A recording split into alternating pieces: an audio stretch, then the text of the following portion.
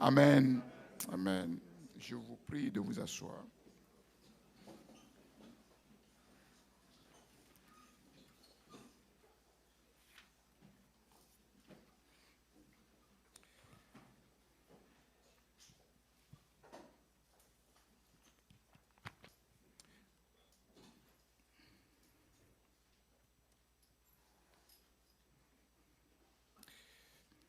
Les obstacles et les difficultés de la conquête.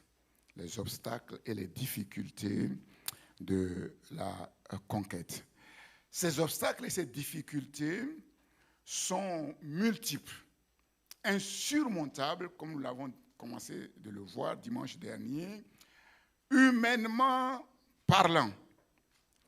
Sans le Christ, c'est-à-dire le chef de l'armée de l'Éternel, toute conquête est impossible. C'est-à-dire, il est, et je pèse mes mots, impossible, absolument, à un être humain sur la terre d'accomplir la destinée pour laquelle Dieu l'a créé, d'entrer pleinement dans l'héritage que Dieu lui a départi et de voir s'accomplir en sa faveur les projets que Dieu a formés sur lui sans le chef de l'armée de l'Éternel. Une chose, c'est de réussir dans la vie et une autre chose, c'est de réussir sa vie. Impossible, sauf, entre guillemets, à se prosterner devant le diable. Mais quand quelqu'un se prosterne devant le diable, il peut peut-être réussir dans la vie, mais jamais réussir sa vie, car la destinée d'un être humain se trouve cachée uniquement dans les mains de l'Éternel, son Créateur. Et se prosterner devant le diable pour réussir dans la vie, c'est la pire des choses à faire sur la terre. C'est la pire des tragédies à laquelle un être humain peut être confronté. Le dimanche dernier, nous avons vu, point 1, les obstacles externes. Ensuite, grand point 2, les obstacles internes. Et aujourd'hui, point grand 3, les stratégies de l'ennemi et ses contre-attaques. Les stratégies de l'ennemi et ses contre-attaques.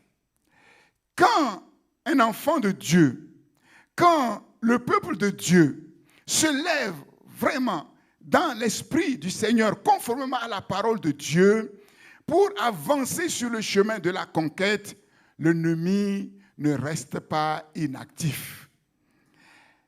Oui, le royaume des ténèbres a aussi ses espions. Et quand vous lisez Josué, vous voyez que à chaque fois que l'Éternel faisait quelque chose, c'est comme s'il y avait des antennes secrètes. Tous les rois étaient au courant. Tous les rois apprenaient à chaque fois ce que l'Éternel faisait en faveur de son peuple, et les ennemis ne restaient pas inactifs. Le sous-point 1, la stratégie de l'ennemi, c'est avant tout la ruse. La ruse, une arme redoutable de l'ennemi. Voilà pourquoi le diable est appelé le malin. Le malin, il est infiniment plus malin que ce qu'on peut croire. Il est appelé le père du mensonge. Il ment comme il respire. Le père du mensonge, le malin. La ruse a fait beaucoup de victimes. La ruse continue de faire beaucoup de victimes. c'est l'arme qui est cachée derrière tout ce qui se passe dans le monde. Et surtout, derrière les réseaux sociaux, les médias. Une arme redoutable qui a tué, qui tue et qui continuera de tuer. C'est l'arme fatale qui a renversé Adam et Ève dans le jardin d'Éden. Lisons,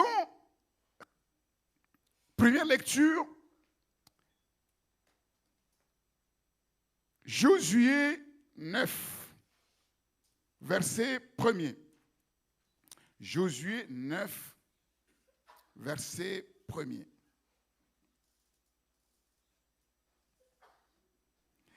La ruse et la malice du diable est telle que,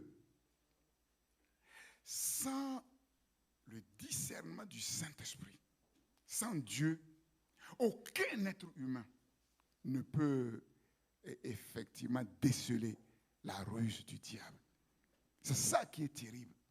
Et c'est ça qui est redoutable. Josué chapitre 9. À la nouvelle de ces choses, comme je vous l'ai dit, tous les rois qui étaient en deçà du Jourdain, dans la montagne et dans la vallée, sur toute la côte de la Grande Mer, jusque près du Liban, les Héthiens, les Amoréens, les Cananéens, les Phérésiens, les Éviens, les Jébusiens, s'unirent d'un commun accord pour combattre ensemble contre Josué et contre Israël.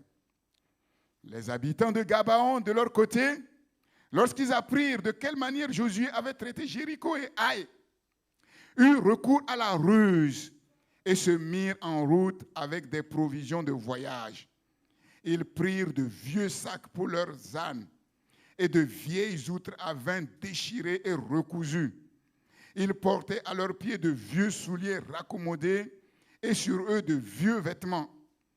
Et tout le pain qu'ils avaient pour nourriture était sec et en miettes.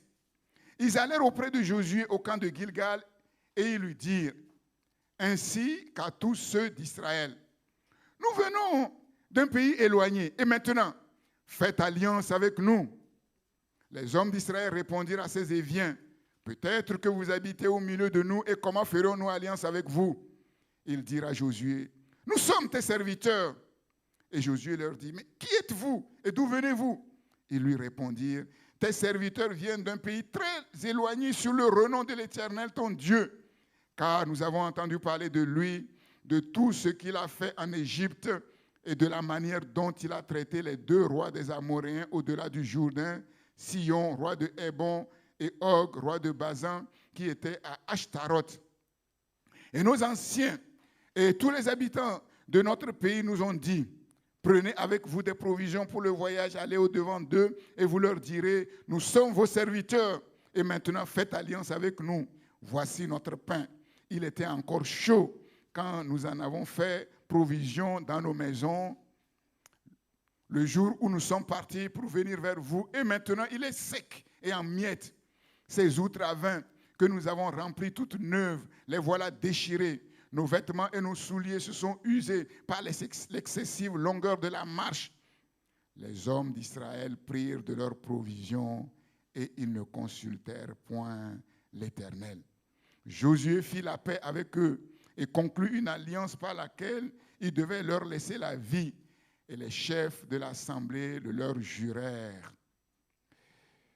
3 jours après la conclusion de cette alliance, les enfants d'Israël apprirent qu'ils étaient leurs voisins et qu'ils habitaient au milieu d'eux. Amen. Donc voilà la ruse. La ruse des Gabaonites. Ce n'est pas les habitants du Gabon en Afrique centrale. Voilà, ce n'est pas Gabon, c'est Gabaon. Gabaon. La ruse des Gabaonites. Gabaon, une ville très importante. Et la Bible dit que c'est une ville comme une ville royale. plus grande que Haï, habitée par des Éviens qui sont des vaillants guerriers. Elle est située près de Jérusalem, non loin de Jérusalem.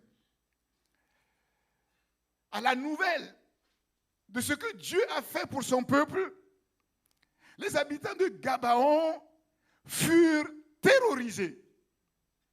Terrorisés par les prodiges de Dieu. Terrorisés par les victoires éclatantes de l'armée d'Israël.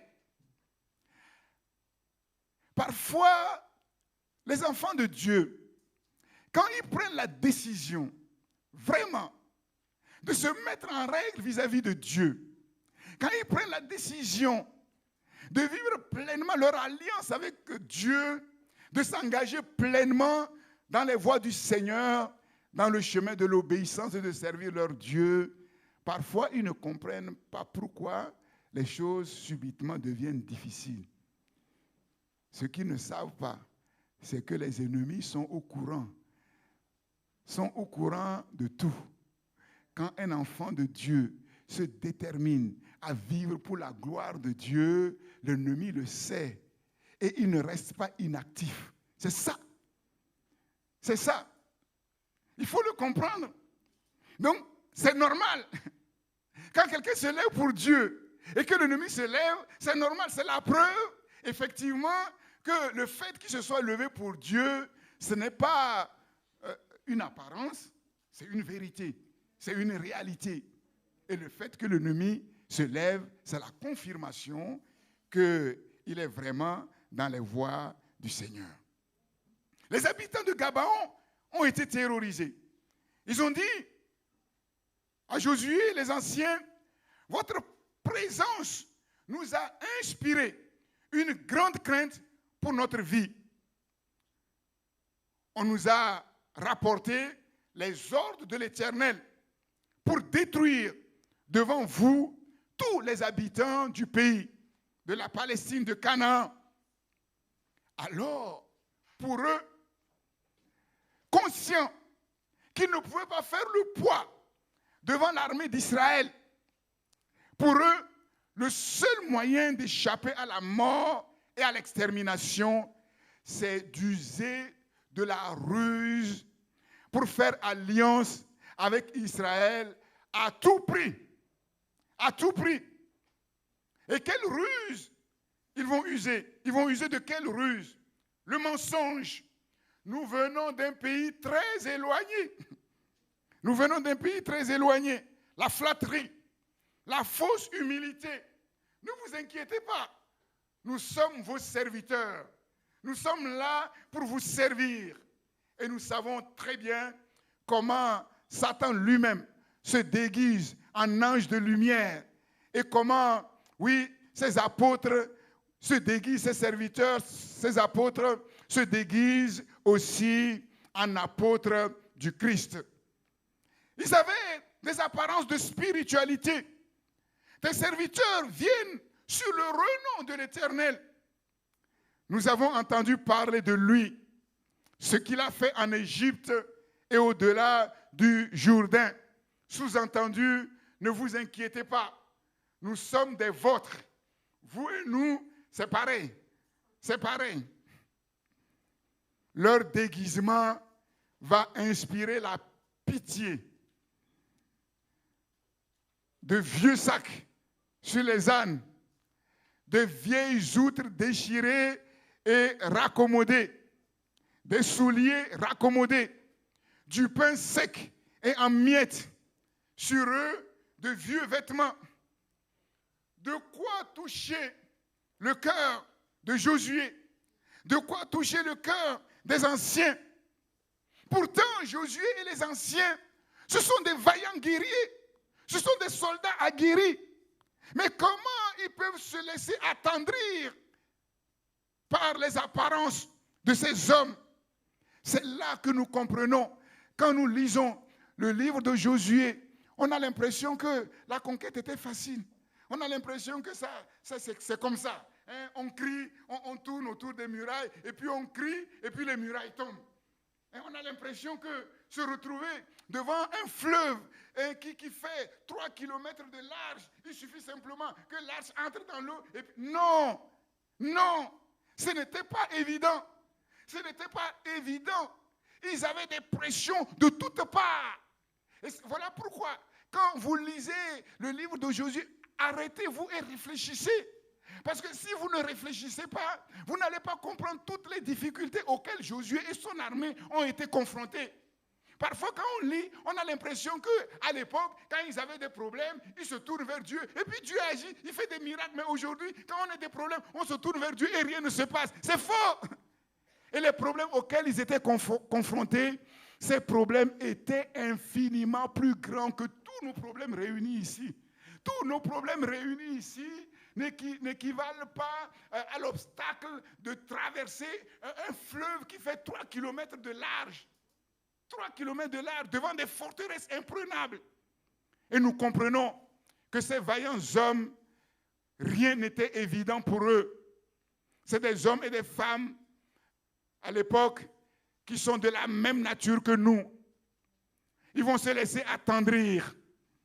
Le sentimentalisme, la pitié, une des grandes causes de chute parmi le peuple de Dieu. La pitié. On ne se marie pas avec quelqu'un par pitié. Je connais un frère, il y a longtemps, qui s'est marié par pitié. Et aujourd'hui, le couple est par terre, brisé. On ne se marie pas par pitié, ni sur de belles apparences, de belles paroles. Vous savez que sur les réseaux sociaux, il n'y a que de belles paroles. Il n'y a que de belles apparences.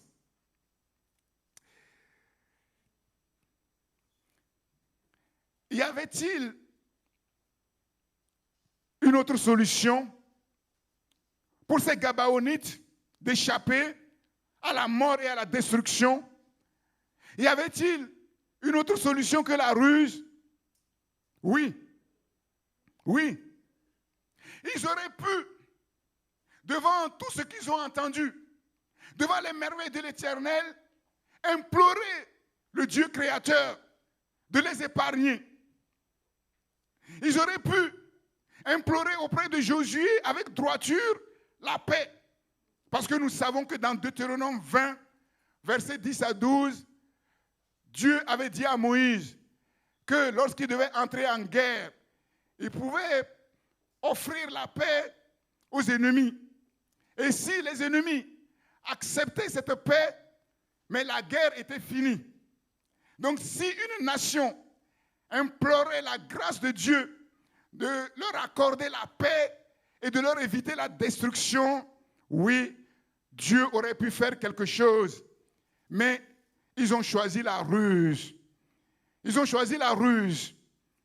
Et nous savons que devant Dieu, la fin ne justifie jamais les moyens. Et nous allons voir les conséquences de leur ruse. Les conséquences de leur ruse, de la ruse des Gabaonites. Bien sûr qu'ils vont avoir la vie sauve à cause de l'alliance conclue avec Josué et les chefs d'Israël. Et les chefs d'Israël vont dire au peuple, nous leur avons juré par l'Éternel, le Dieu d'Israël, et maintenant, nous ne pouvons les toucher. Mais cependant, ils vont être frappés par le jugement, on pourrait dire, de Dieu, puisque l'esclavage va être leur partage. Ce peuple sera esclave d'Israël. Parce que Dieu ne peut pas bénir ceux qui usent de fraude, de ruse, de malhonnêteté. Maintenant, vous ne cesserez point d'être dans la servitude, dans l'esclavage. La malédiction va tomber sur eux. Maintenant, vous êtes maudits. Vous êtes maudits. Comme le serpent qui a usé de ruse dans le jardin d'Éden pour faire tomber Adam et Ève a été frappé de malédiction. Et même si les Gabaonites allaient d'une certaine manière se mélanger avec le peuple de Dieu, jamais ils ne pouvaient faire partie du peuple d'Israël, à la différence de Rahab, qui, elle, avait utilisé des moyens plus nobles. Cela va provoquer la haine de leurs voisins, qui vont les considérer comme des traîtres qu'il faut mater à tout prix. 5 rois, avec toutes leurs armées, vinrent camper près de Gabaon pour attaquer Gabaon, parce que Gabaon a fait alliance avec le peuple d'Israël. Maintenant, une question. Pour quelle raison Josué s'est-il empressé d'entrer en alliance avec cette nation?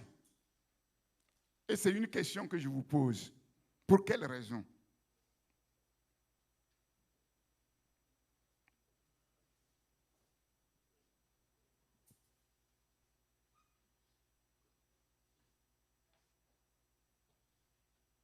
Silence radio. Oui, Alpha. Peut-être, mais c'est pas vraiment ça. Oui, Marie-Thérèse.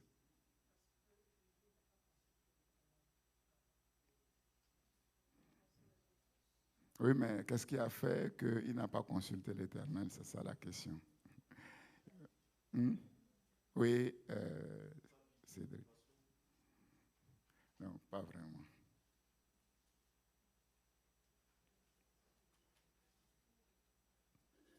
Oui, Élodie. Oui, un peu fatigué de faire la guerre. Tu es un peu sur le chemin. Oui, Chad.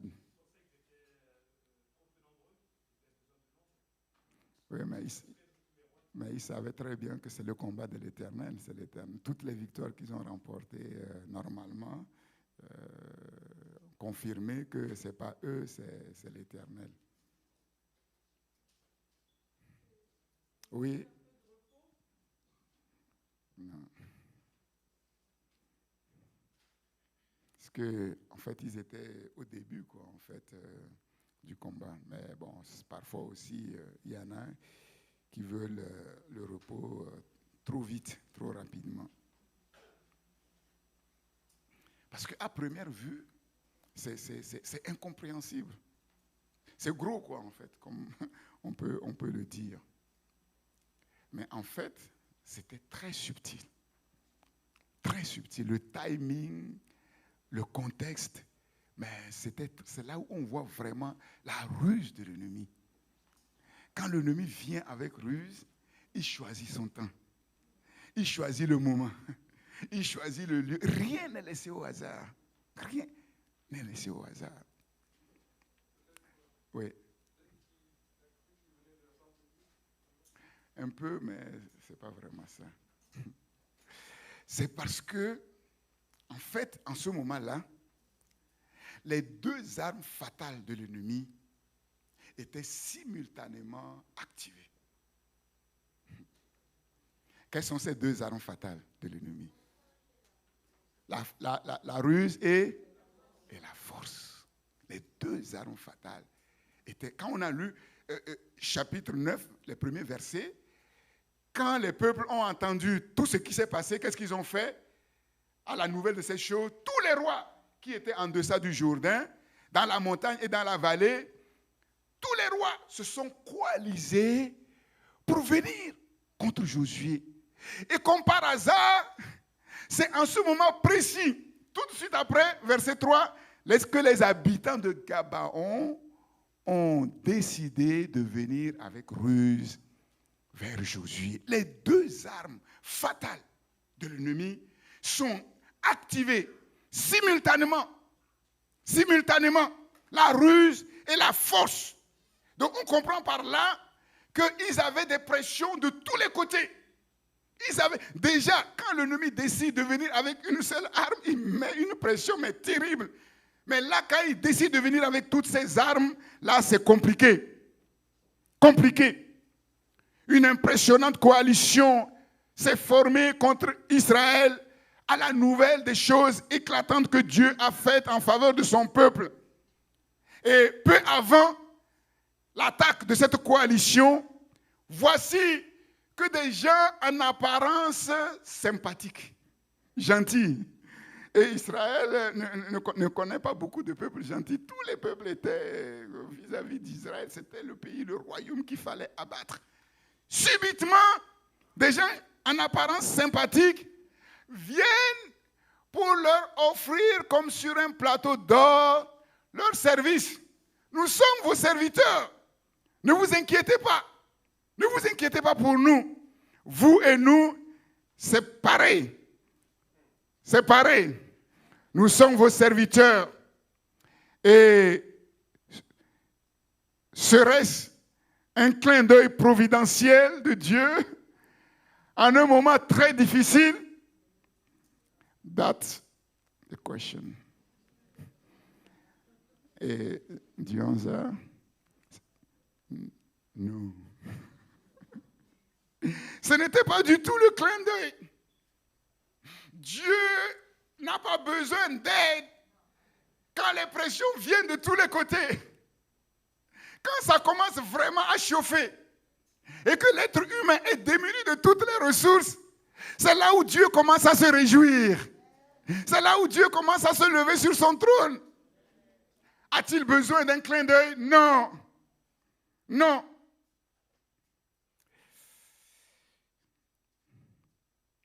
Josué va commettre la même faute. La même faute. Kai.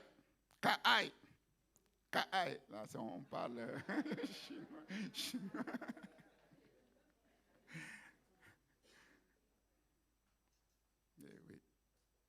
Et on comprend. De la part de Josué, on comprend que c'était chaud. C'était vraiment... Parce que Josué, mais c'est un guerrier, mais taillé, mais dans le roc. Plus guerrier que Josué, dans la Bible, il n'y en a pas beaucoup. Il n'y en a pas beaucoup. On va voir la différence entre Josué et son mentor. Le point fort de Moïse n'était pas le point fort de Josué. Josué va agir sans consulter l'Éternel. Et comme je l'ai dit, presque tous nos problèmes, presque tous nos échecs ont leur cause ici. Agir, prendre des décisions, faire des choix sans vraiment consulter l'Éternel et attendre ce que Dieu veut. Et ici, comme je l'ai dit, nous voyons la différence entre Josué et son mentor Moïse. Moïse, c'était l'homme de la prière. Moïse pouvait passer des heures et des heures à prier l'Éternel, ce n'est pas un problème. Car 40 ans sur la montagne, pour Moïse, ce n'est pas un problème. 40 jours, pardon. 2 fois 40 jours, pour Moïse, ce n'est pas un problème. Mais la prière n'était pas franchement le point fort de Josué. On a vu que Moïse, lui, il était toujours en prière sur la montagne et Josué, lui, il était toujours dans la vallée pour bagarrer. Et on a vu que Moïse, sur la montagne, quand il levait la main, le peuple était vainqueur dans la vallée. Mais quand il était fatigué, quand ses mains étaient fatiguées, qu'il les baissait, le peuple était en défaite. Et il a fallu Aaron et Hur pour lever les 2 mains de Moïse afin que la victoire soit totale, soit complète. Josué, lui, il est capable de tenir un javelot du matin jusqu'au soir sans que sa main ne soit fatiguée. Vous voyez la différence. Il a levé le javelot sur Haï jusqu'à ce que Haï soit détruite. Et nous comprenons pourquoi. Dans le combat de la conquête, un seul ne peut pas suffire. Parce qu'un seul n'a pas reçu tous les dons. Un seul n'a pas reçu toutes les capacités. Il faut des Moïse sur la montagne pour prier des heures et des heures. Et il faut des Josué dans la vallée pour tenir le javelot du matin jusqu'au soir, jusqu'à ce que l'ennemi soit vaincu. Comprenons-le. Personne parmi nous n'est qualifié à lui tout seul pour conquérir et aller de l'avant. Nous avons besoin les uns les autres. Nous avons besoin les uns les autres. Voilà pourquoi ne baisse pas les bras. Tu as peut-être l'impression que ton rôle est moindre, mais c'est en apparence. Peut-être que ta fonction, c'est de tenir le bras de Moïse élevé. Et on a l'impression que c'est rien. Mais on voit que c'était décisif. C'était décisif. Que personne n'ait l'impression que dans ce combat de la conquête, mais il est inutile. Non, c'est le diable, c'est les ruses de l'ennemi pour empêcher le peuple de Dieu d'aller de l'avant. Les hommes d'Israël ne consultèrent pas l'Éternel. Josué fit la paix avec eux et conclut une alliance par laquelle il devait leur laisser la vie.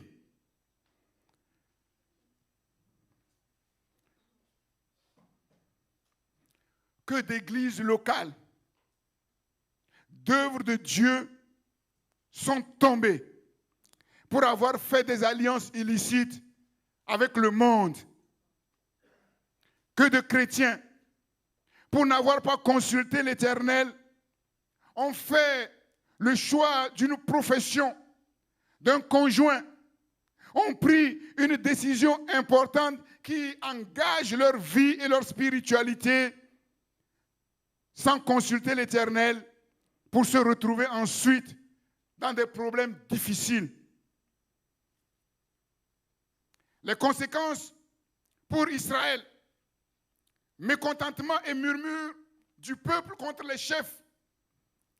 C'est vrai qu'Israël a murmuré à tort et à travers, mais ici on voit au moins des murmures justifiés. Il n'y en a pas beaucoup.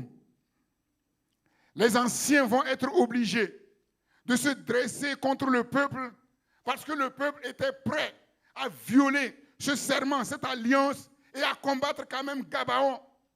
Et il a fallu que les anciens se lèvent pour se dresser entre eux et Gabaon. Israël va être obligé, à cause de cette alliance, de s'engager dans un combat. Dans un combat. Pour sauver Gabaon, son allié. Et c'est là où on comprend l'importance des alliances, l'importance des serments. Quand on se lie par alliance avec quelqu'un, quand on se lie par serment avec quelqu'un, son problème devient ton problème. Son problème devient ton problème. Et c'est là où nous comprenons pourquoi l'Éternel dit à ses enfants de ne pas prendre des alliances avec les païens. Avec les païens. Nous avons été païens. Et nous savons tout le problème des païens. Le problème des païens, tous, sans exception, comme nous l'étions, c'est que leur vie est minée spirituellement. Sans aucune exception. Sans aucune exception. Toute leur vie, toute la vie des païens est minée spirituellement. Parce que Satan les tient. Parce que derrière chaque homme, chaque femme qui ne connaît pas Dieu, il y a beaucoup de choses, des mésalliances, parfois même de génération en génération, des alliances sataniques et qui sont sur eux. Et tant qu'on n'est pas délivré de tout cela, on le traîne. Les païens le traînent. Les païens le traînent. On voit quelqu'un qui dit, mais il est gentil. Gentil. Les Gabaonites étaient gentils. Et ils ont causé des problèmes à Israël. Derrière la gentillesse peut se cacher beaucoup de choses et des choses pernicieuses. Et comme je vous ai dit, sans Dieu, personne ne peut accomplir sa destinée. Personne ne peut entrer dans son héritage. Personne ne peut accomplir les bons projets que Dieu a préparés pour lui. Donc, si quelqu'un se lie avec quelqu'un qui est comme ça, il n'arrivera pas, il aura des problèmes. aura des problèmes, il va passer son temps à combattre. Combattre. Israël va s'engager dans un combat à cause de cette alliance. Gabaon va être un piège pour Israël. Israël va se mélanger avec une nation païenne, avec tous les dangers de contamination. Et ce mélange a occasionné des chutes pour les générations suivantes. Juge, chapitre 3, verset 6, nous parle des mariages avec les Éviens, c'est-à-dire les Gabaonites. Et ça a été un problème. Malgré l'esclavage, malgré la malédiction sur les Gabaonites, les enfants d'Israël se sont unis quand même par mariage avec eux, avec toutes les conséquences que ça a entraîné. Pourtant, Israël voyait que la malédiction était sur eux. Et c'est là où on comprend que parfois, les sentiments sont plus forts que la vérité. Les émotions sont plus fortes que la vérité. Et on a l'impression que, parce qu'on aime sentimentalement quelqu'un, on a la force de vaincre les problèmes qui sont derrière. Illusion. Illusion. Des conséquences même à long terme. Un malheur va s'abattre sur Israël au temps de David. Si vous lisez dans 2 Samuel chapitre 21, à partir du verset 1er, on voit que Dieu va envoyer une famine de 3 années sur tout Israël. David ne comprenait pas. David va aller consulter l'Éternel pour savoir, mais qu'est-ce qui se passe? Et l'Éternel va lui révéler que c'est à cause de la maison sanguinaire de Saül. Saül, dans un zèle amer, dans un zèle charnel, qu'est-ce qu'il a fait? Il n'a pas trouvé autre chose à faire que de briser ce serment, que de briser cette alliance avec Gabaonites pour exterminer les Gabaonites. Et à cause de cela, Dieu était en colère. Et c'est là où on voit l'importance du serment. C'est là où on voit l'importance des alliances. On ne sort pas d'un serment comme ça. On ne sort pas d'une alliance comme ça.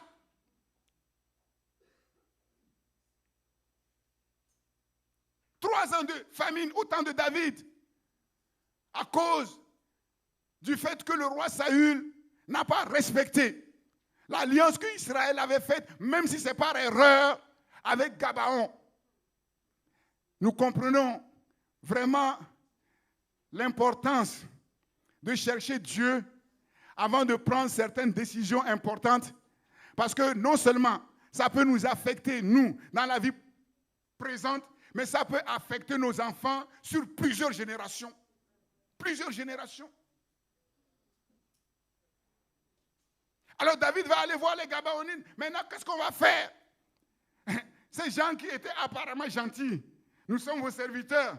Mais ils se sont levés maintenant et disent non, nous là, ça là, pour que notre colère soit apaisée, il faut que cette fille de Saül soit pendue. Cette fille de Saül soit pendue. Et ils ont été pendus. Et c'est comme ça que la colère de l'Éternel s'est apaisée.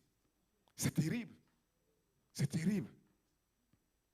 Serment, alliance, une chose sacrée devant l'Éternel. Nombre, chapitre 30 et le verset 3. La ruse. Deuxième point, la force brutale, la persécution, l'intimidation, l'oppression. Quand la ruse, la séduction échoue, l'ennemi vient avec sa force brutale, avec toute son artillerie. La tentation du Christ a échoué. Alors l'ennemi va mobiliser toutes ses armées. C'est la croix. Il fallait qu'il soit crucifié. Il fallait qu'il soit crucifié. Mais Dieu laisse faire. Parce que Dieu contrôle toutes choses pour sa gloire. La force brutale, au travers de 2 coalitions redoutables, chapitre 10 et chapitre 11. Une coalition indirecte dans laquelle, effectivement, Israël est entré à cause de son alliance avec Gabaon, et une coalition directe. Chapitre 10 de Josué.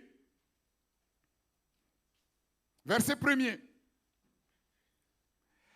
Adoni-Sédec, roi de Jérusalem, a pris Je vous ai dit, hein, ils apprennent tout, rien n'est caché. Tout ce qu'on est en train de faire, le diable est au courant. Est-ce qu'on peut empêcher un démon de venir s'asseoir derrière pour suivre? Non, on ne peut pas. Non, on ne peut pas. Et puis ça ne nous sert à rien. Laissez-les. Le chien aboie et la caravane passe. Il y avait même un pion de l'ennemi avec Jésus. Est-ce que Jésus s'est affolé? Non.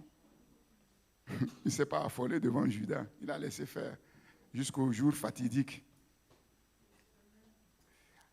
Roi de Jérusalem a appris que Josué s'était emparé d'Aï et l'avait dévoué par interdit, qu'il avait traité Aï et son roi comme il avait traité Jéricho et son roi, et que les habitants de Gabaon avaient fait la paix avec Israël et étaient au milieu. Donc, ils savaient tout.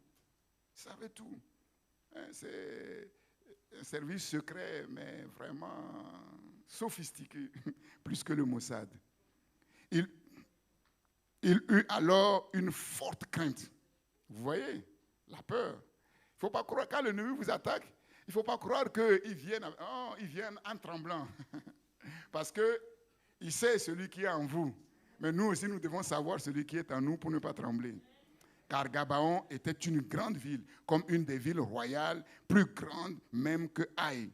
Et tous ces hommes étaient vaillants. Adoni Tzedek, roi de Jérusalem, fit dire à Hoham, roi d'Hébron, à Piriem, ou Pirim, roi de Jarmut, à Japhia, roi de Lachis, à Débir, roi d'Eglon, montez vers moi et aidez-moi, afin que nous frappions Gabaon, car elle fait la paix avec Josué, elle a fait la paix avec Josué et avec les enfants d'Israël. 5 rois des Amoréens, le roi de Jérusalem, d'Hébron, de Jarmut, de Lachis, roi d'Eglon, se réunirent ainsi et montèrent avec toutes leurs armées. Ils vinrent camper près de Gabaon et l'attaquèrent. Les gens de Gabaon envoyèrent dire à Josué au camp de Gilgal, n'abandonne pas tes serviteurs, monte vers nous en hâte, délivre-nous, donne-nous du secours, car tous les rois des Amoréens qui habitent la montagne se sont réunis contre nous. Josué monta de Gilgal, lui et tous les gens de guerre avec lui. Est-ce que Josué a bien fait d'aller secourir son allié? Oui? Oui? Pourquoi? Parce que le serment, l'alliance sont inviolables. Et quelle va être la conséquence? Quelle va être la confirmation qu'il a eu raison de le faire? C'est parce que Dieu va intervenir. Voilà, Dieu va intervenir. Et puis, entre nous, de toute façon, il devait combattre ses rois. Que ce soit indirectement ou directement, il devait combattre ses rois. L'Éternel dit à Josué, ne les crains pas, ne les crains point, car je les livre entre tes mains et aucun d'eux ne tiendra devant toi. Josué arriva subitement sur eux après avoir marché toute la nuit depuis Gilgal. L'Éternel les mit en déroute devant Israël et Israël leur fit éprouver une grande défaite près de Gabaon. Les poursuivit sur le chemin qui monte de Beth-Horon et les battit jusqu'à Azeka et à Makeda.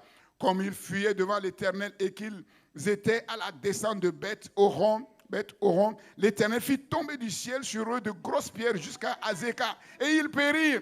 Ceux qui moururent par les pierres de grêle furent plus nombreux que ceux qui furent tués avec l'épée par les enfants d'Israël. Alors Josué parla à l'Éternel le jour où l'Éternel livra les Amoréens aux enfants d'Israël. Et il dit en présence de l'Éternel, soleil, arrête-toi sur Gabaon et toi lune sur la vallée d'Ajalon. Le soleil va faire comme ça. Et le soleil s'arrêta.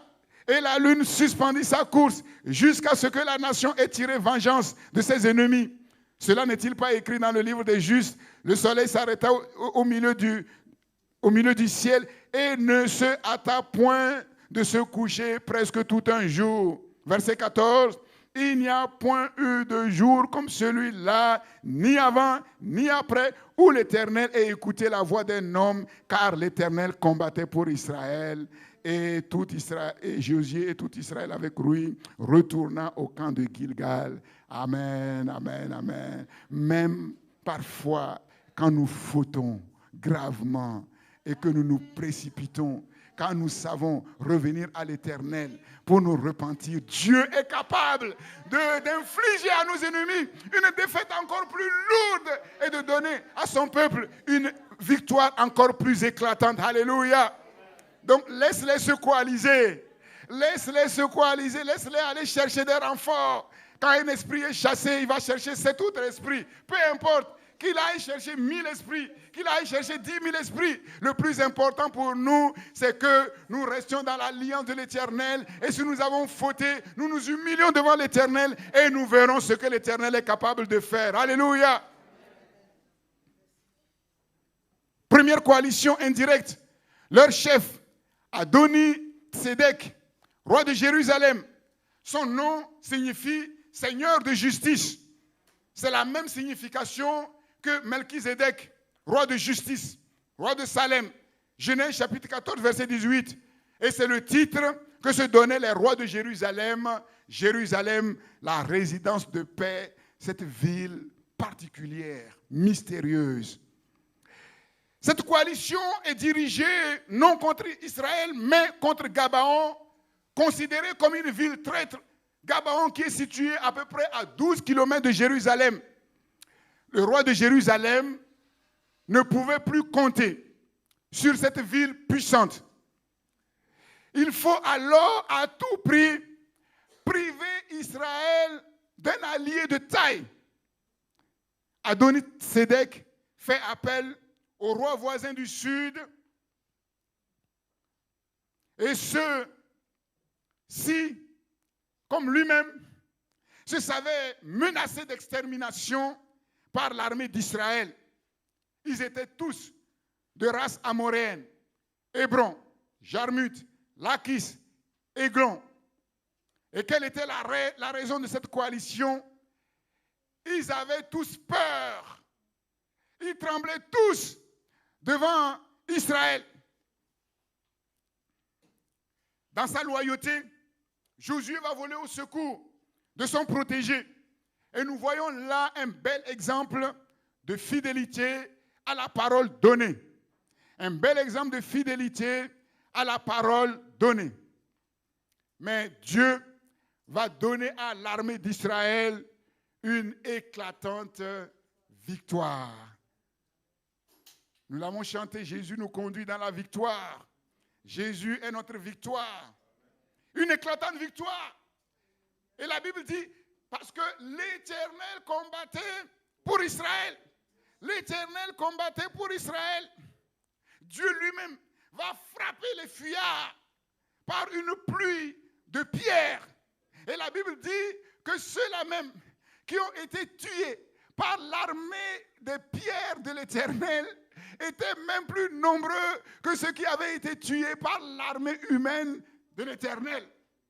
Je vous ai dit, la terre et ce qu'elle renferme, le ciel et ce qui renferme, la mer et ce qu'elle renferme, sont des armées puissantes. Des armées puissantes. Même le soleil va collaborer. Même la lune va coopérer. Ils vont dire non, on ne va pas laisser les pierres venir voler au secours du peuple de Dieu et nous, on va rester sans rien faire. Alléluia. On n'est pas seul. On n'est peut-être pas nombreux, mais on n'est pas seul. Et laissez-moi vous dire que c'est l'Esprit de Dieu qui nous inspire. Et le même Esprit qui nous inspire ici, oui, inspire aussi d'autres serviteurs en France, en Afrique, en Amérique, aux Antilles, partout, sans qu'on le sache, et qui se lèvent dans le même combat. Et unis par l'Esprit, nous avançons. Et même si nous sommes seuls, on n'est pas seuls. On n'est pas seuls. Un extraordinaire prodige. Un extraordinaire prodige. Dieu va arrêter le soleil. Dieu va arrêter la lune sur la parole de son serviteur fidèle, Josué. Sur la parole de son serviteur fidèle, Josué. Et la Bible dit que Josué va parler à l'Éternel. Josué va parler à l'Éternel. Et on pourrait dire dans la présence de l'Éternel, Josué va parler au soleil. Josué va parler à la lune. Soleil, arrête-toi sur Gabaon. Soleil, arrête-toi sur Gabaon. Et le soleil va dire, Et toi, lune, sur la vallée d'Ajalon. Et la lune va dire, le soleil va s'arrêter. Il était au zénith. Le soleil était au zénith, au milieu du ciel. Et il va rester là. Il est 1 heure, il ne bouge pas. Il est 2 heures, il ne bouge pas. Il est 3 heures, il ne bouge pas. 4 heures, il ne bouge pas. Jusqu'à ce que la nation ait tiré vengeance de tous ses ennemis. Alléluia. Alléluia. Alléluia.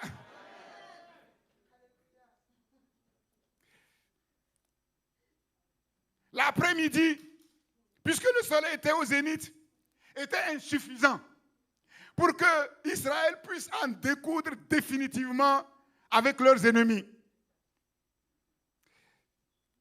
Une victoire, mais avec la manière.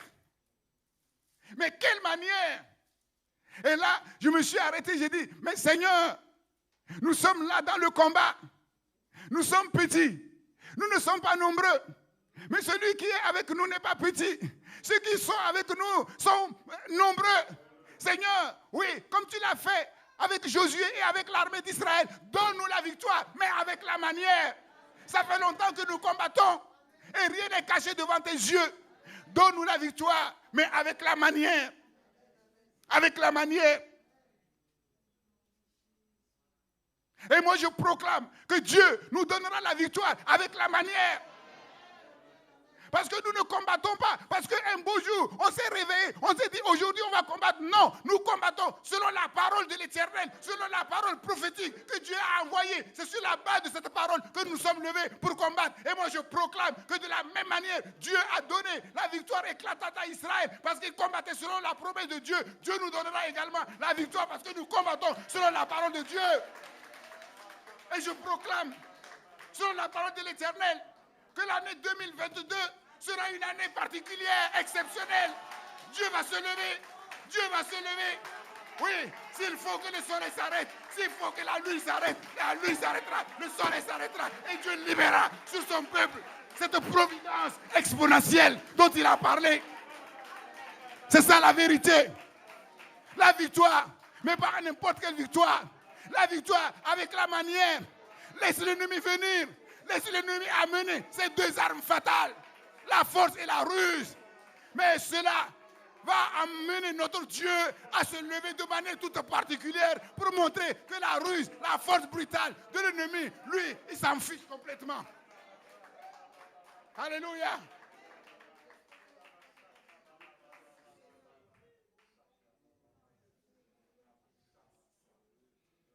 Certains ont pensé que, en fait, le soleil ne s'est pas arrêté, la lune ne s'est pas arrêtée, mais il s'agissait d'un phénomène d'optique qui aurait prolongé la clarté du jour. Mais comment un phénomène d'optique peut prolonger la clarté du jour pendant toute une après-midi? Bon, ça, il faudrait qu'il nous l'explique. D'autres disent en fait qu'il s'agit, ce qui a été dit, que en fait c'est un langage imagé, tiré d'un poème qui voulait dire simplement que la victoire d'Israël a été complète avant la tombée de la nuit. Laissez-les spéculer. Mais nous croyons à la puissance sans limite du Dieu créateur qui fait, comme on l'a chanté, ce qu'il veut avec toute sa création. N'en déplaise certains. Ce que Dieu veut faire avec la mer, il le fait. Ce que Dieu veut faire avec le soleil, il le fait. Ce que Dieu veut faire avec la lune, il le fait. Ce que Dieu veut faire avec ta vie, il le fera. Que Satan soit content, que Satan ne soit pas content, ça ne change rien. Lui aussi, il est sa créature. Alléluia. Alléluia. Laissez-les spéculer. Laissez-les spéculer. Nous croyons simplement que rien n'est impossible à Dieu.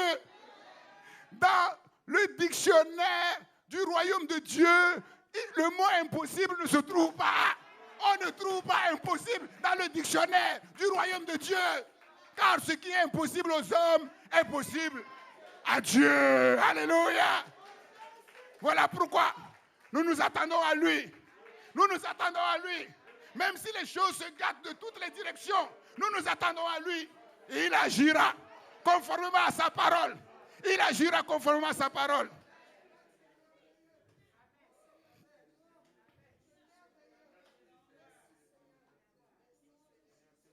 S'il y a une prière de la foi capable de déplacer les montagnes, il y a aussi une prière de la foi capable d'arrêter le soleil, capable d'arrêter la lune, jusqu'à ce que Christ pour les nations ait tiré définitivement vengeance de tous leurs ennemis. Alléluia.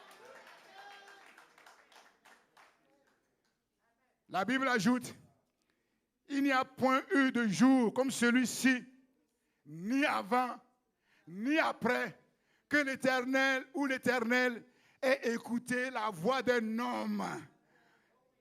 Et on dira, il n'y a point eu, ni avant, ni après, un jour où l'Éternel ait écouté la voix d'une église locale sur la terre. Alléluia. Les nations diront, ces hommes, ces femmes, ils ne sont pas comme les autres. Ils ne parlent pas comme les autres. Ils ne se comportent pas comme les autres. Alléluia. Alléluia. Parce que l'arche de l'Éternel est au milieu d'elle. Alléluia. Cependant, le combat fait rage. Aucune pitié pour ces rois. Ces rois, ces 5 rois, vont aller se cacher dans une caverne, dans une grotte. Josué va dire, poursuivez les ennemis, les fuyards, détruisez-les et après, on va leur régler leur compte. Parce que parfois, nos ennemis, quand ils voient que ça chauffe, ils se cachent dans des endroits difficiles à découvrir. Les agents du diable se cachent derrière de belles paroles, derrière une fausse spiritualité, derrière la pseudo-puissance.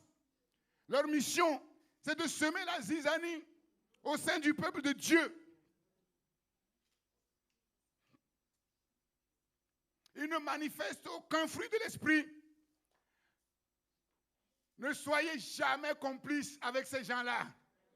Parce que tôt ou tard, le jugement de Dieu les atteindra. S'ils ne changent pas radicalement. Point de pitié pour Satan. Point de pitié pour ces démons. Point de pitié pour ces agents.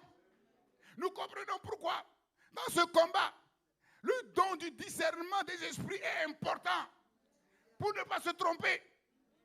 Pour ne pas se tromper et juger sur les apparences. Le don du discernement des esprits, important pour démasquer l'ennemi et ses agents. Pour les faire sortir de leur grotte, de leur caverne, de leur cachette. Et quand ils sortent de leur grotte, de leur caverne, on les met par terre. Et je vais inviter les vaillants hommes et les vaillantes femmes de Christ pour les nations. Mettez vos pieds sur leur cou. Ne craignez pas. Ne vous épouvantez pas. Mettez vos pieds sur leur cou. Alléluia. Parce que Dieu nous a donné le pouvoir de marcher sur toute la puissance de l'ennemi. Et rien ne pourra nous nuire. Rien ne pourra nous nuire. Mettez vos pieds sur leur cou. Alléluia. Écrasez-les. Et Josué va les frapper. Josué va les faire pendre. Et ensuite, il va les descendre pour les jeter dans leur propre caverne, dans leur propre grotte. Et nous nous proclamons, oui, qu'un jour viendra où le Dieu de paix écrasera Satan sous nos pieds. Et dès à présent, il commence à les écraser sous nos pieds. Alléluia. C'est ça. La deuxième coalition. La coalition, après la coalition des rois du sud, c'est les rois du nord maintenant qui vont se lever. Au chapitre 11. Et pourquoi? Toujours pour les mêmes raisons, les victoires éclatantes d'Israël a affolé complètement les rois du nord. C'est ça. Et le chef de coalition, c'est Jabin, roi de Hatzor, la principale ville de tous ces royaumes. Hatzor était la capitale du royaume du nord. Et Jabin va mobiliser toutes les forces du nord. Et regardez ce qui est écrit quand vous allez lire le chapitre 11. Un peuple innombrable comme le sable qui est sur le bord de la mer et ayant des chevaux et des chars en grande quantité. Ça ne vous rappelle rien? Ça fait penser à la grande bataille d'Armageddon. La grande bataille d'Armageddon. Un peuple innombrable comme le sable qui est sur le bord de la mer et ayant des chevaux et des chars en grande quantité, de quoi faire trembler n'importe quelle armée sur la terre, sauf l'armée de l'Éternel, sauf l'armée d'Israël, sauf l'armée de Christ pour la nation. Alléluia. Tous ces rois vont se fixer un lieu de rendez-vous pour combattre les enfants d'Israël. Et ce lieu de rendez-vous, c'est Mérom. Mérom qui va devenir leur quartier général à partir duquel ils vont élaborer leur stratégie et leur plan machiavélique contre Israël. Quand la ruse, la séduction, la tentation sont inefficaces, Satan se lève pour attaquer de front, pour jeter toute sa force dans le combat. Mais nous ne craignons rien, parce que celui qui est à nous est plus grand que celui qui est dans le monde. Parce que ceux qui combattent avec nous sont plus nombreux que ceux qui combattent contre nous. Qui est celui qui est vainqueur, sinon celui qui croit que Jésus-Christ est vainqueur. Alléluia. C'est lui notre victoire. C'est lui qui nous entraîne dans sa victoire. Une persécution massive, une persécution brutale. Oui, c'est ça le lot des enfants de Dieu qui sont fidèles à leur Dieu. Et c'est ça que l'Éternel utilise pour faire éclater sa gloire dans la vie des enfants de Dieu qui sont fidèles à leur Dieu. Si un enfant de Dieu n'est pas attaqué de manière massive et brutale, c'est que Satan l'a déjà vaincu par ruse. C'est que Satan l'a déjà vaincu par ruse. Ceux qui veulent vivre pieusement en Jésus-Christ vont marcher sur un tapis rouge, seront persécutés durement. Durement. Il faut que Satan soit d'une certaine manière mis à sa juste place. À sa juste place. C'est-à-dire la place de créature comme toutes les autres créatures. Il a des dons qu'il a pervertis pour se lever contre son créateur. Mais ces dons qu'il a reçus et qu'il a pervertis sont limités. Sont limités. Jésus a dit, vous aurez des tribulations dans le monde, mais prenez courage, j'ai vaincu le monde. J'ai vaincu le prince des ténèbres. J'ai vaincu ces démons. J'ai vaincu ces agents. Ne vous inquiétez pas. Ne vous inquiétez pas. Le chef de l'armée de l'Éternel est là. Et Dieu va donner à Josué une parole décisive. Ne les crains point. Car demain, je dis bien demain c'est 2022. Demain, à ce moment-ci, je les livrerai tous frappés devant Israël. Frappés devant Israël. Josué va être en gaillardi, non. Hardi, le mot, l'adjectif. Ragaillardi. Et qu'est-ce qu'il va faire? Le plan d'action de Josué, là, c'est un raid éclair. Raid éclair pour surprendre l'ennemi.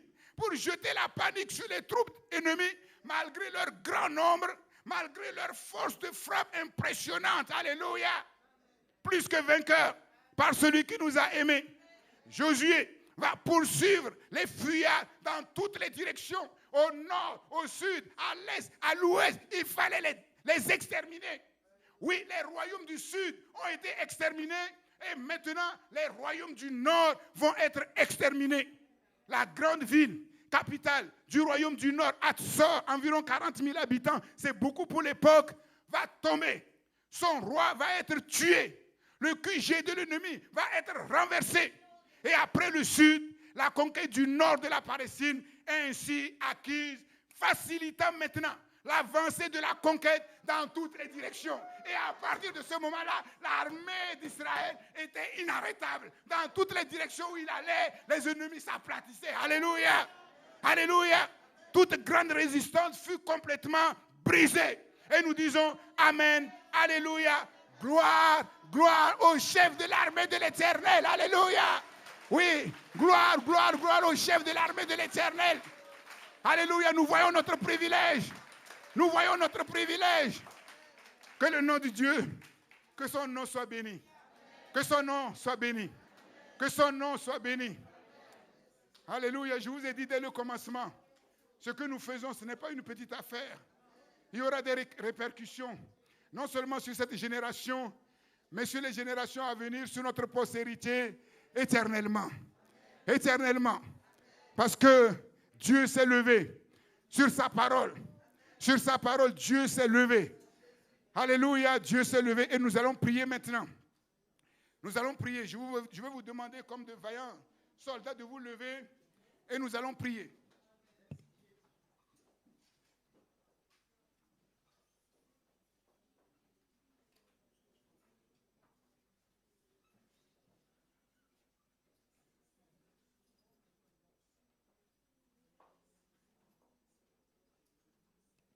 Il y a un temps pour pleurer et il y a un temps pour rire. Les enfants qui sont là, oui, déclarez avec moi, avec Jésus, rien n'est impossible. Les enfants, j'ai dit, il faut déclarer, avec Jésus, rien n'est impossible. Il faut dire, avec Jésus, moi je suis un champion, moi je suis une championne. Vous avez la grâce plus grande que nous. Parce que nous, on n'a pas grandi à l'église. Vous avez grandi à l'église. C'est un privilège extraordinaire. Et Dieu va faire de vous des champions, des héros. Alléluia. Alléluia, vous serez des héros. Le premier point de prière, nous prions contre l'arme fatale du diable, c'est-à-dire la ruse. La ruse.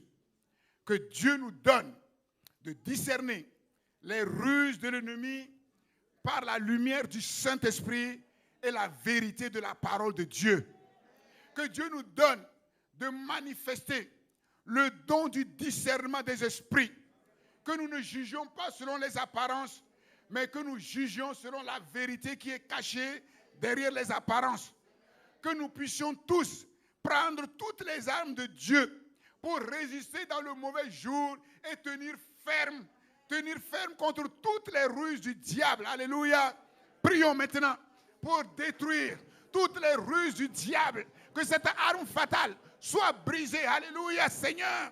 Que l'arme fatale du diable qui a fait tomber nos ancêtres, Adam et Ève, et qui a conduit toute l'humanité, oui, dans la faillite.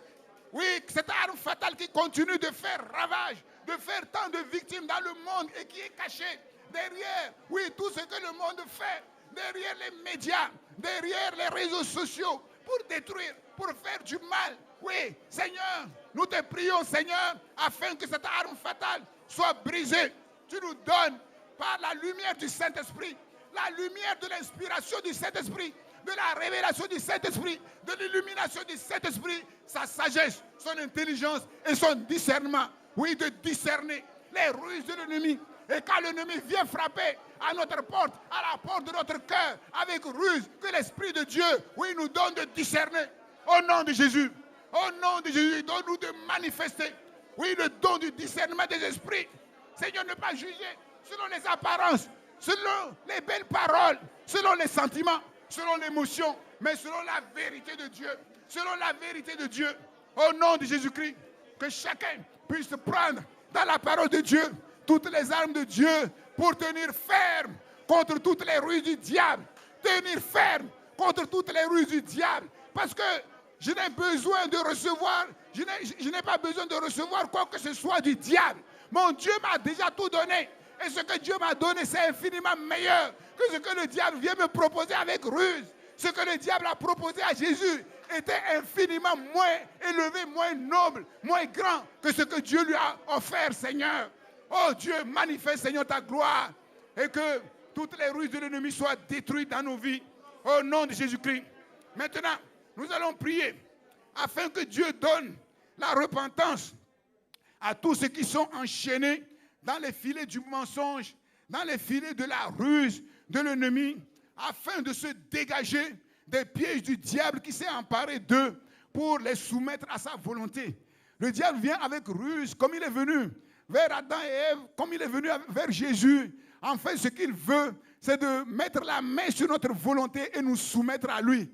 Oui, nous prions afin que tous les enfants de Dieu qui sont tombés dans les filets de la ruse de l'ennemi soient dégagés maintenant au nom de Jésus-Christ. Oui, que la lumière du Saint-Esprit les éclaire et qu'ils fassent ce qu'ils doivent faire, se repentir et se tourner vers le Seigneur de gloire et à nouveau, oui, servir leur Dieu. Seigneur, oui, nous prions pour que tous les enfants de Dieu qui sont enchaînés dans les filets de la ruse de l'ennemi, des mensonges de l'ennemi, alléluia, alléluia, donne-leur la repentance, donne-leur la repentance, Seigneur, qu'ils reviennent à la vérité, que l'amour de la vérité revienne dans leur cœur, qu'ils se libèrent de tous les pièges de l'ennemi, au nom de Jésus, au nom de Jésus, qui s'est emparé de leur volonté pour les soumettre à lui. Seigneur, qu'ils soient dégagés de l'esclavage de Satan, qu'ils soient dégagés de Satan, qu'ils soient dégagés de ses filets, qu'ils reviennent à Dieu, qu'ils reviennent dans la vérité, dans la lumière de la vérité. Au nom de Jésus, merci pour ta délivrance. Au nom de Jésus. Deuxième point. Jamais de précipitation dans la prise de décision. Importante. Les apparences sont trompeuses. Toujours consulter Dieu avant d'agir, avant d'entrer dans une alliance, que ce soit le mariage ou autre chose, avant d'entrer dans une collaboration. Les chefs d'entreprise, avant de collaborer avec quelqu'un, soyez certains que Dieu est d'accord avec vous. Consultez Dieu avant de prendre une décision importante qui va orienter complètement votre vie. Avant d'agir, agir sur la base de la parole de Dieu,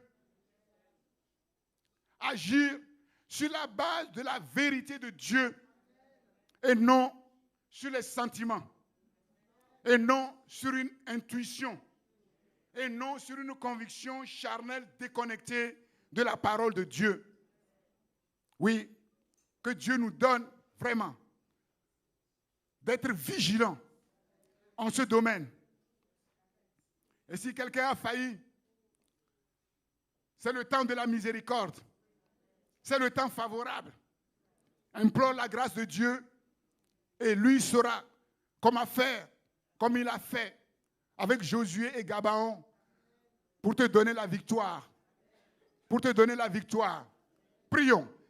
Seigneur, nous invoquons ton nom sur nos vies, Seigneur. Nous comprenons l'importance,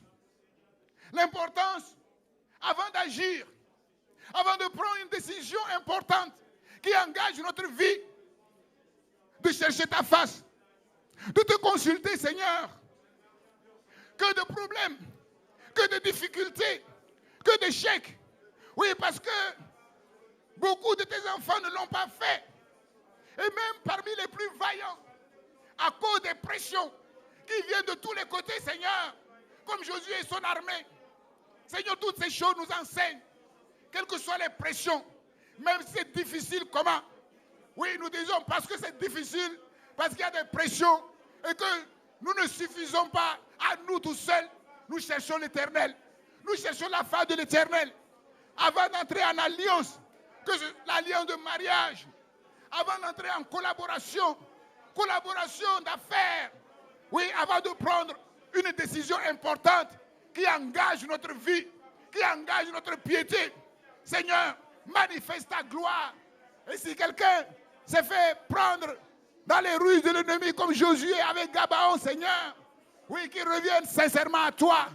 Et toi, tu sauras comment le tirer d'affaire, Seigneur, comme tu l'as fait avec Josué et son armée. Sois béni, notre Dieu, pour ta patience à notre égard. Troisièmement, prions pour renverser toutes les contre-attaques de l'ennemi. Ce que nous sommes en train de faire, le diable voit. Il voit que nous sommes sur le chemin des percées. Il voit que nous sommes sur le chemin des exploits. Et il va tout faire. Il va tout faire pour nous arrêter. Mais comme nous l'avons lu, tout ce qu'il va faire, oui, Dieu va l'utiliser pour faire éclater sa gloire. Prions contre toutes les contre-attaques de l'ennemi. Oui, nous avons le pouvoir de marcher sur les serpents, les scorpions, toute la puissance de l'ennemi. Que toute coalition contre nous soit brisée. Et aucune pitié, aucune miséricorde pour le diable, pour ses démons, pour ses agents. Que le Dieu de paix commence déjà à les écraser sous nos pieds. Au nom de Jésus-Christ, qu'ils soient pendus, qu'ils soient jetés dans leur caverne, que leur QG tombe, que toute résistance soit brisée, libérant devant nous toutes les directions d'avancée décisive dans ce combat de la conquête et de l'expansion, conformément à la parole de l'Éternel. Seigneur, oui, Seigneur, nous te prions contre toute contre-attaque de l'ennemi. Seigneur, rien n'est caché devant toi. Personne ne peut se cacher devant toi. Personne ne peut se cacher devant toi. Seigneur, même dans une nuit noire, au fond d'un océan noir, Seigneur, toi tu vois tout. Toi tu vois tout. Tu vois les quartiers généraux de nos ennemis. Seigneur, mes Roms, là où ils ont fixé leur rendez-vous pour fomenter leur plan, tirer leur plan, leur stratégie contre nous. Nous, on ne les voit pas, mais toi, tu les vois. Seigneur, renverse leur QG. Renverse leur QG. Détruis leur QG, Seigneur. Que leur capitale tombe. Que les chefs de file tombent. Que les rois du Nord tombent. Que les rois du Sud tombent. Au nom de Jésus. Et que le chemin soit maintenant dégagé devant nous pour l'avancée de la conquête dans toutes les directions.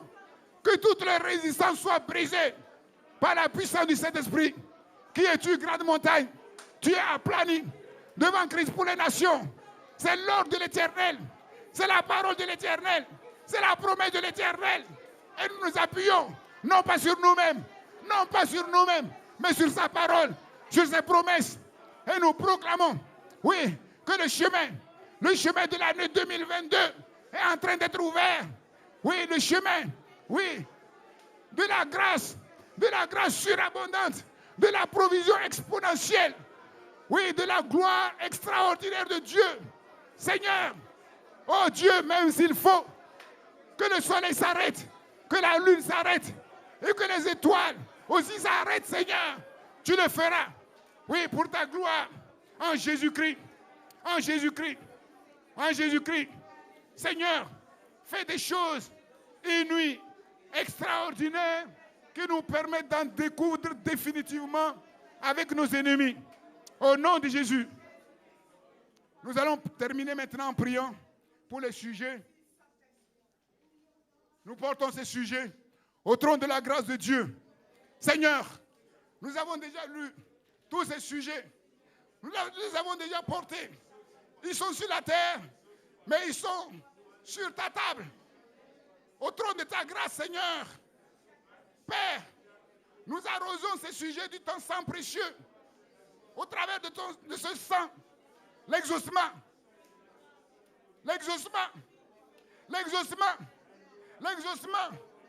le succès, l'élévation, la richesse, l'abondance, l'excellence, la perfection, la gloire de l'Éternel.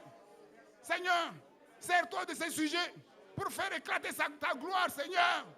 Au nom de Jésus-Christ, exauce-nous par des miracles, par des signes et par des prodiges, à cause de Jésus, qui a tout accompli pour cela. Maintenant, nous remercions le Saint-Esprit. Nous élevons le chef de l'armée de l'Éternel, le roi des rois, le Seigneur des seigneurs, le Tout-Puissant, qui s'est levé sur son trône avec nous, qui marche devant nous pour nous conduire à faire des exploits et pour nous donner de faire des percées extraordinaires. Remercions le Saint-Esprit. Élevons le chef de l'armée de l'Éternel. Seigneur, nous t'élevons. Saint-Esprit, nous te remercions. Si nous faisons toutes ces choses, c'est grâce à toi. Ton inspiration, ta révélation, ta force, ta puissance, Seigneur. Oui, parce que le chef de l'armée de l'Éternel s'est levé pour nous. Tu es avec nous pour nous conduire conformément à son plan. Nous élevons Jésus-Christ, le chef suprême de l'armée de l'Éternel, qui ne connaît jamais de défaite, le roi des rois, le Seigneur des seigneurs, le Tout-Puissant, devant qui tous les rois de la terre tremblent, Seigneur. Toute puissance, oui, s'aplatit devant lui, Seigneur. Oui, sois loué, sois loué. Un jour viendra où tout genou fléchira dans le ciel, sur la terre et sous la terre, où toute langue confessera que ce Jésus est Seigneur à la gloire de Dieu le Père. Et déjà nous le faisons, parce que par la foi nous voyons que c'est lui qui règne, c'est lui qui gouverne toutes choses. Alléluia. Sois béni, sois béni, sois béni, sois béni, sois béni, sois béni, sois élevé, glorifié, car tu es digne d'être élevé. Les mots sont faibles, les mots sont faibles. Mais toi, Seigneur, tu vois, tu lis dans nos cœurs, Seigneur, les bonnes dispositions que tu as mises pour ta gloire. Merci pour ces victoires. Merci pour ces exploits. Merci pour ces percées. Merci pour l'abondance exponentielle, Seigneur, des choses qui vont étonner plus d'un, parce que ta puissance est sans limite. Seigneur, à toi la gloire au siècle des siècles. Amen, amen, amen, amen, amen, amen, amen.